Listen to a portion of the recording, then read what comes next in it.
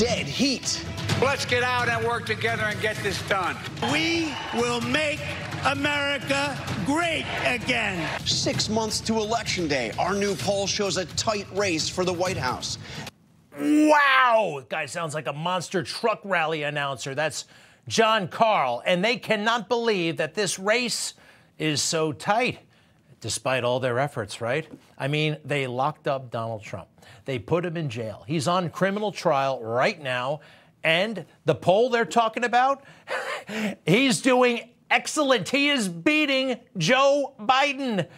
Just imagine if he weren't in a criminal court case. Just imagine if they hadn't arrested him. Look at his circumstances. You know, the courtroom sketch artist, they do that for mobsters, right? But there he is. And Joe Biden has all the trappings of being president. Imagine if this were a fair fight. If Donald Trump weren't facing 4 phony indictments, the media might, just might, wishful thinking here, have the bandwidth, I don't know, to talk about real criminal conduct. Hunter Biden, anyone? I mean, what that guy was into. And if it's not criminal, I mean, it is politically poisonous, right? To be taking money from the Chinese, which the House Oversight Committee has established $3 million came to the Biden family from China. And what was done with that money?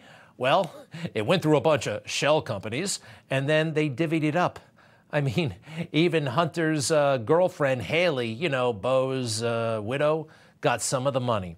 They denied it. I mean, they lied like crazy about this. Joe Biden lied to the American people straight to our faces. He has no respect for us. Donald Trump had this guy's number all along. I don't make money from China. You do. I don't make money from Ukraine. You do. I don't make money from Russia. My son has not made money in terms of this thing about, what are you talking about, China. I have not had, the only guy made money from China is this guy. He's the only one. Nobody else has made money from China. How is it that the media goes around and pretends that Joe Biden is a decent man, an honorable man? He was lying. That's not true. And Hunter Biden's own attorneys have admitted that. As part of that joint Chinese venture, Hunter received his portion of good faith seed funds. Good faith seed funds? What could Hunter Biden do for China other than be his father's son and get things done for China through his father? That's all he had to offer. Yet he's running around free. No one's talking about him. And Alan Weisselberg is in prison tonight. Alan Weisselberg worked for Donald Trump for decades, never had a problem in his life. And now he's in the most notorious prison in the country, Rikers Island. This place is horrific. It is a civil rights nightmare. People have been trying to close it for a long time, including liberals. And Weisselberg, I think he's, 76, 77 years old? He's in Rikers Island for 5 months, nonviolent crime, perjury. They got him on perjury. They're very good at setting up perjury traps.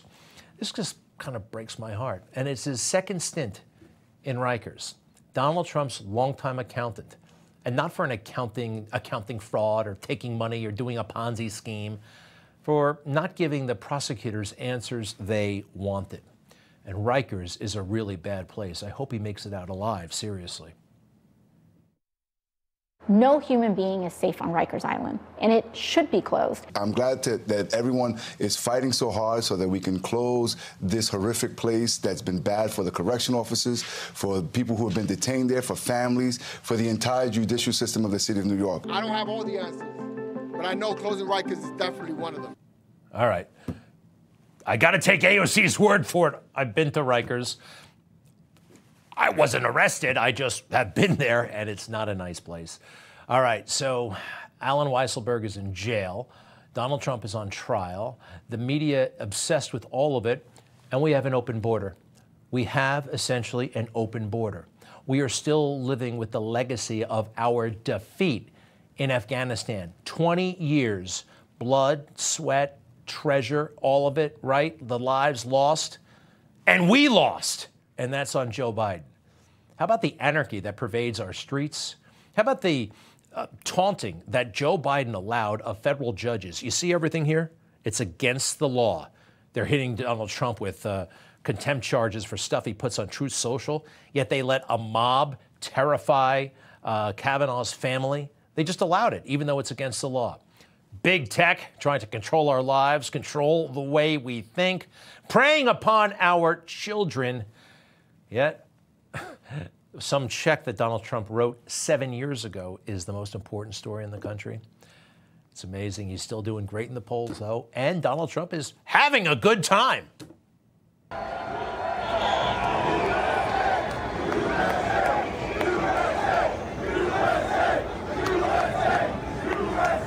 That is at the big car race in Miami, right? Was it Formula One? I don't know. I'm not a, but it was great. And you know what happens when Joe Biden shows up? Big crowds. They talk about Brandon. You know, let's go Brandon. He cannot meet his own people, the citizens of America, without being humiliated. All right. So that stuff is important. We cannot forget or let them, the media, allow others to forget what's really happening in this country. But I do have to address the trial. I have to confront this because it's a threat to all of us. They're coming for us. They're coming for you. If they can get him on falsifying a business record, put that up if you would. This is the crime, falsifying a business record, right? In the first degree, in violation of penal whatever. So there is such a thing called the statute of limitations. You hear about it in TV shows. What does it actually mean? Well, it's a deadline. It's a deadline from the commission of the alleged act to when charges have to be brought. If you wait too long, evidence decays, it goes away, witnesses die, they move out of the country. You have to have a reasonable statute of limitations. So for falsifying business records, I really wanted to know. So I went to the New York State official website on this stuff, and they had all the crimes listed and what the statute was. You know, you see them all there. They're terrible. Everything from really bad things to debt collection, emotional distress, murder, fraud, kidnapping. You can go through this entire list, and you know what you're not going to find? Falsifying business records. It doesn't make the list.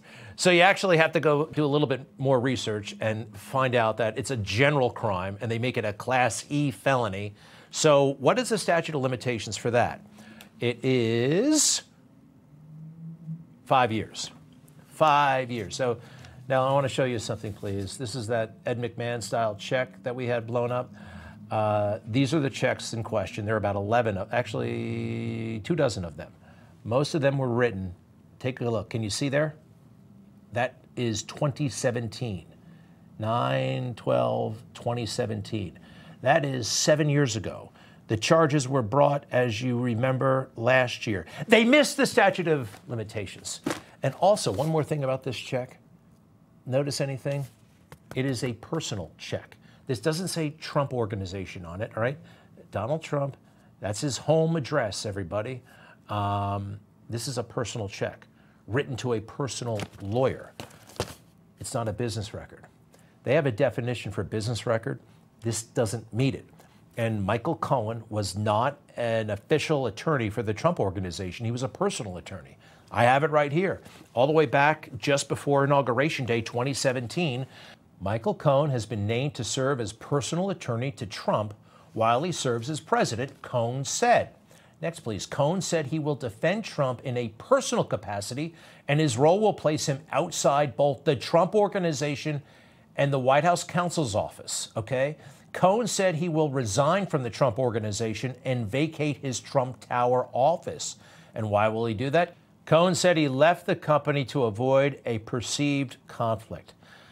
Personal checks to a personal attorney, not business records. And what's the charge? Again, falsifying business records.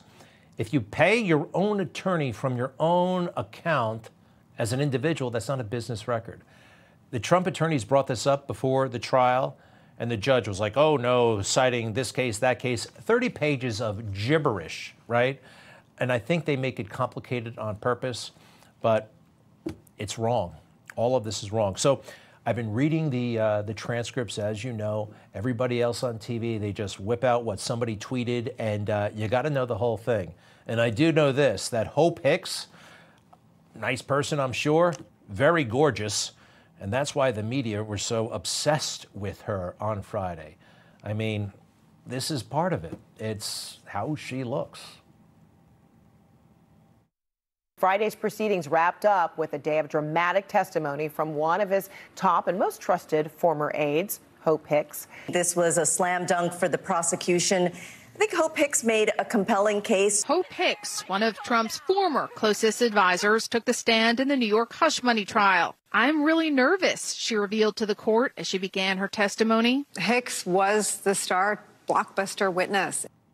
Thing is, she really didn't have anything that significant to say, but she looks great.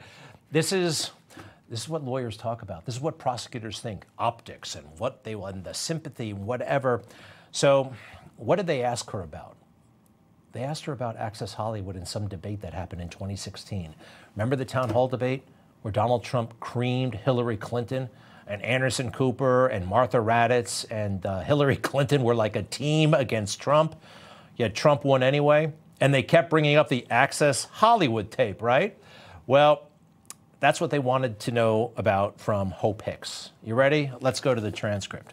When was that debate scheduled to take place? Hope says Sunday, October 9th. Was that a presidential debate? Answer, yes, it was the second presidential debate. Where was it? Answer, St. Louis. Who were the moderators for that debate?